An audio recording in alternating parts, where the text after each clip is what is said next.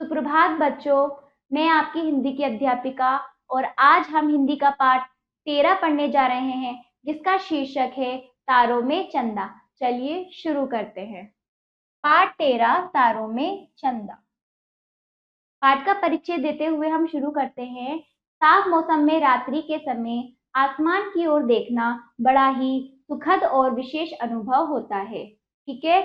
चांद तारों को देख अनेक विचार मन में आते हैं। उन्हीं का वर्णन इस कविता में किया गया है कि चांद को देखकर हम क्या क्या सोचते हैं, क्या क्या समझते हैं, वो बड़ी सुंदरता से इस कविता में वर्णन किया गया है। चलिए शुरू करते हैं। गुपचुप। गुपचुप आए रात में चंदा, तारों की बारात में चंदा, सबके मन को भाता चंदा, उजियारा फैलाता चंदा। जैसे ही इसमें बताया गया है कि गुपचुप आता है, यानी जैसे ही शाम ढलती है, रात आती है, तो चंदा कब आ जाता है हमें पता नहीं चलता। गुपचुप आता है रात में चंदा, तारों की बारात में चंदा। जैसे बारात तारों की चमकती हुई तारे हमारे, उनके बीच में चंदा बाराती बनकर आता है। तारों की बारात में चंदा। ठीक। सबके मन को भाता। क्या होता है? चंदा सबके मन को भाता है। उजियारा फैलाता चंदा। चंदा क्या होता है? सबको अच्छा लगता है। चंदा चंदा को देखना सबको अच्छा लगता है, सबके मन को अच्छा लगता है। और ये क्या करता है? उजियारा यानी उजाला फैलाता है। ठीक। मन को भाता गोरा चंदा, चांदी का कटोरा चंदा, नटखट कान्हा बनकर चंदा, बदली में छुप जाता चंदा। मन को भाता, जब वो चमकता है दूध की तरह सफेद, तो क्या हो रहा है? वो हमारे मन को भाता है। चांदी का कटोरा जैसा वो दिखाई देता है। नटखट खाना, नटखट कान्हा बनकर, जिस तरह से कान्हा जी अपनी मैया के साथ नटखट होते हैं और छुप जाते हैं उनको देखकर, उसी तरह चंदा हमें हमारे साथ नटखट होकर कान्हा की तरह बदली यानी बादलों में छुप जाता है। ठीक है। करता करता आंख मिचोली चंदा, बच्चों का हम जोली चंदा, तारों की टोली संग चंदा, करता हंसी ठिठोली चंदा। ठीक।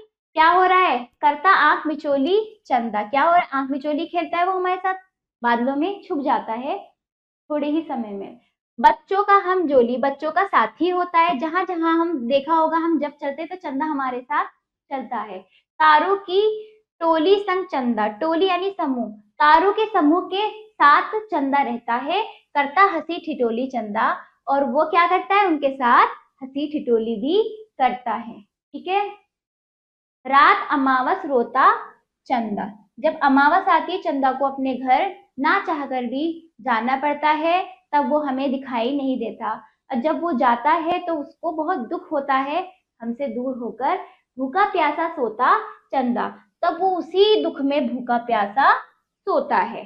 ठीक। हर पूनम पर चमके चंदा, गुब्बारे सा फूले चंदा, और जब पूनम आती है तब वो दोबारा खुश होकर एकदम चमकता हुआ नया होकर आता है, गुब्बारे सा फूल कर। ये हमारी कविता समाप्त हुई। चलिए आगे। शब्द पोथी। भाता अच्छा लगता, बदली बादल, संग साथ, अमावस जिस रात चंद्रमा दिखाई नहीं देता, पूनम जिस रात चंद्रमा पूरा गोल दिखाई देता है। जैसे बताया, गुब्बारे जैसा फूल कर नया होकर एकदम। उजियारा उजाला, हमजोली साथी। चलिए ये अभ्यास पुस्तिका में कीजिएगा अपनी।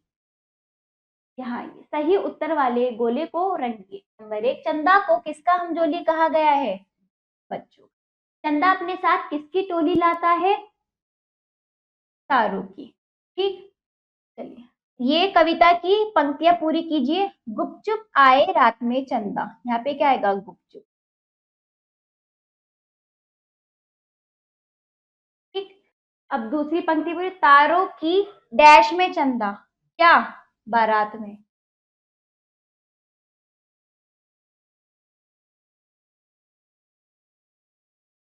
ठीक है। सबके मन को भाता चंदा।